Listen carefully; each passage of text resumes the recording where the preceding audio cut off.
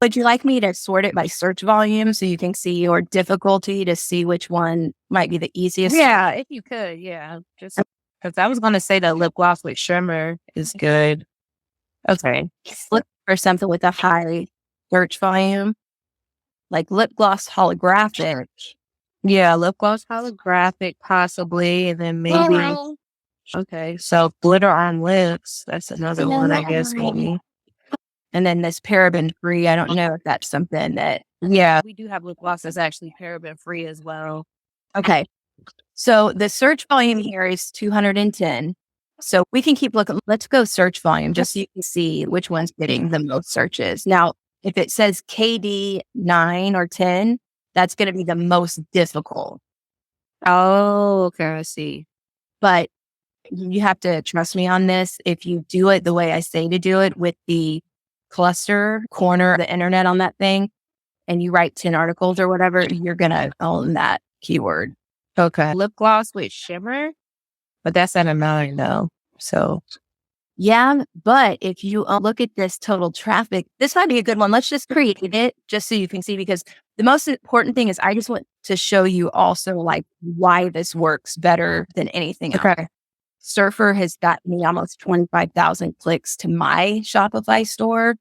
Okay. Like the last year and a half, less than 18 months. Gotcha. Okay. Okay. Yeah. So have you ever used ChatGPT? Yes. Okay. So I use Jasper. That's my AI generator of choice. But the problem is it'll write for you, but it doesn't optimize for you. Gotcha. Surfer optimizes for you. Gotcha.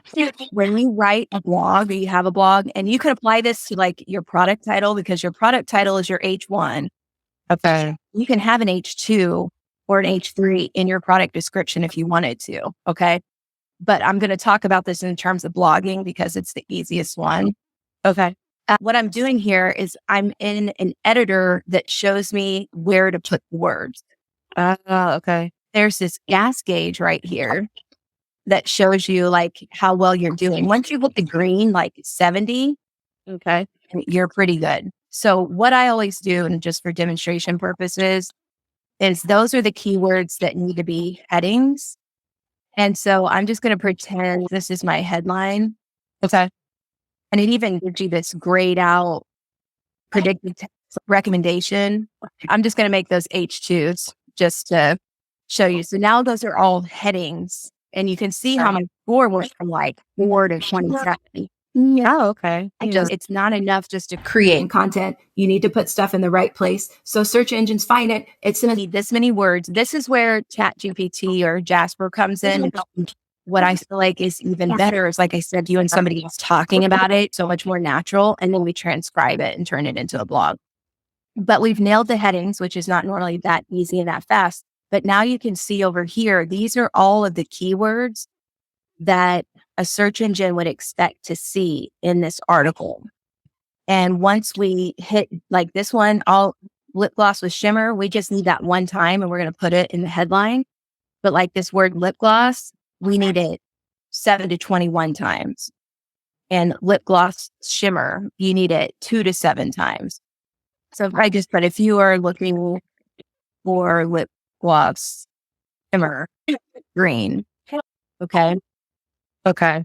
And then it goes to the next thing over here. So we know we need more words. That's fine. We've got at least the minimum headings that we need with the keywords in the right place.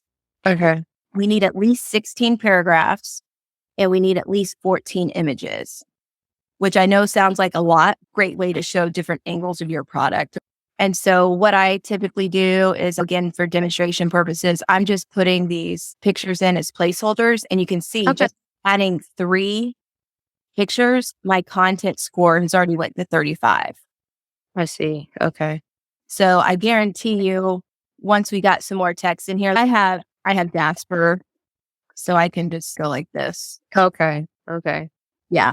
So that's how this thing works. And that's why it optimizes better than anything else on the internet, because it tells you where to put the elements. And that's how you should search. So that makes a lot of sense. yeah. Yeah. Okay. I don't know if you have any questions for me. No, this sounds pretty self-explanatory, and I'm definitely familiar with the keywords and stuff, but just never really knowing exactly how to place them. So this has been very informative.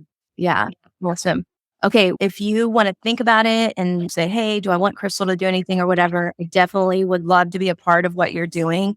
A lot of sellers want to get off Etsy because Etsy's taking our money or whatever. And I'm like, let's keep Etsy, but let's grow our Shopify. Say you wrote these blogs, think about the math of it. It's going to work for you forever. If they bring you 75, 100, even just 100 more visits a month, which that's like at minimum, then you're going to get at least one client, which then could then turn into a repeat client or get referrals from that person. One last thing to vomit on you before we leave here today. Okay. If you can get someone like your ideal client, either someone who's actually purchased from you or somebody who would be like the person who could purchase for you, and get on a call like this and give them a goal. So try to go to check out this pink lip gloss and just let them have the experience and tell them to think out loud as they're doing it. Okay. You might overhear something they say that makes you go, oh crap, that's the bottleneck. Or maybe they can't find a button. That's something called user experience. But now we can optimize this and optimize this. Yeah. Right. That makes sense. But that can help inform what you do so that you fix the right things first. Okay. That sounds good. Awesome.